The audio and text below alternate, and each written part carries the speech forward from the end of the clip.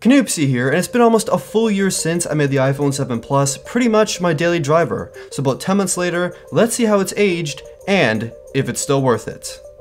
My iPhone is really held up in the whole design and build quality department, mainly because I've kept my phone in a case or skin since I got it and a glass screen protector on the front. A little while after I got this phone, I dropped it on a gravel path while taking pictures and it totally survived, but the only real damage here is on the screen protector, as you can see, and it looks incredibly sad.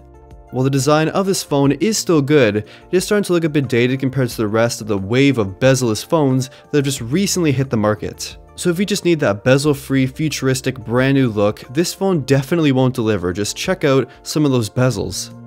I still love the speaker system on the 7 Plus, and I wish more phones actually had this overall system because it just really sounds great for a phone. Compared to the pretty terrible single speaker on the Galaxy S8, this phone is just on a whole nother level. One thing that I find to be very interesting is the fingerprint scanner. It's actually much better than last year's fingerprint scanner, even though it's not really even a button anymore, it's a virtual button. With previous iPhones to the 7 and 7 Plus, I had to rescan my fingers in every few months, which was definitely quite annoying, but here I haven't scanned them in again since I actually got the phone.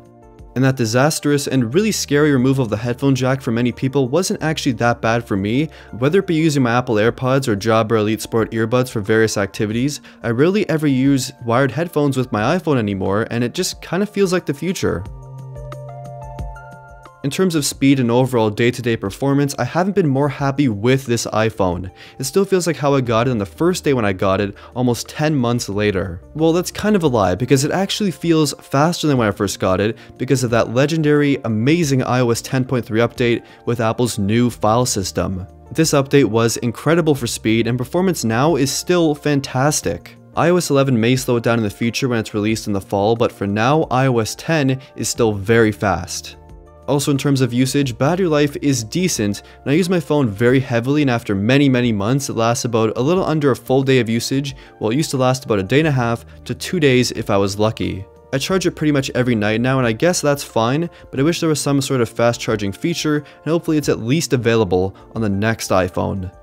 And the last thing I want to talk about is the dual 12 megapixel camera system on the back. And all this time later, I still think it's one of the best overall camera experiences on any phone today. This camera is always on me, and I use it to capture pretty much everything from the boring to the exciting, and it does a really amazing job.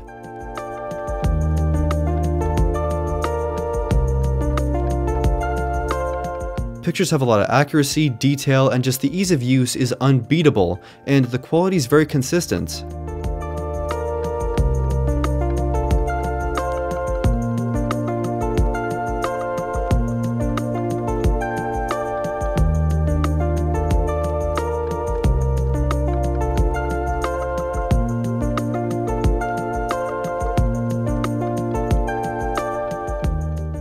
The zoom lens feature is awesome for zooming in on shots, but I wish it had some sort of optical stabilization and a bit of a brighter aperture for those indoor and concert photos.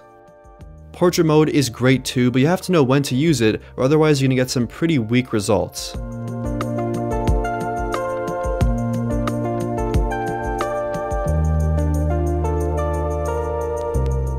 4K video here is seriously still good.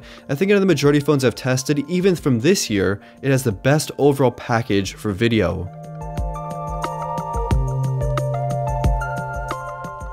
Okay, so should you still buy the iPhone 7 Plus almost a full year later, well, 10 months later, but close to a full year? Well, in my opinion, it's still really a good overall phone. The performance is great, the design is getting a bit stale overall, it's been the same design for 3 years, the cameras are still awesome, the battery life has dipped a little bit in overall performance after about a full year, but besides all that kind of stuff, it's still really a great overall flagship iPhone. So if you're already totally sold on this phone, you're going to buy it regardless what I have to say, you're going to still definitely enjoy it. It's a great overall phone, even almost a year later. But if it were me, I'd personally wait till the fall when the price of this phone actually drops because of the iPhone 8, whatever it's going to be called, and it's going to be a much better deal then if you can wait. And that's pretty much it for this video. Like it if you liked it. Comment down below your thoughts on the iPhone 7 Plus, on the iPhone 8, what you want to see in the iPhone 8. Subscribe, and thank you for watching.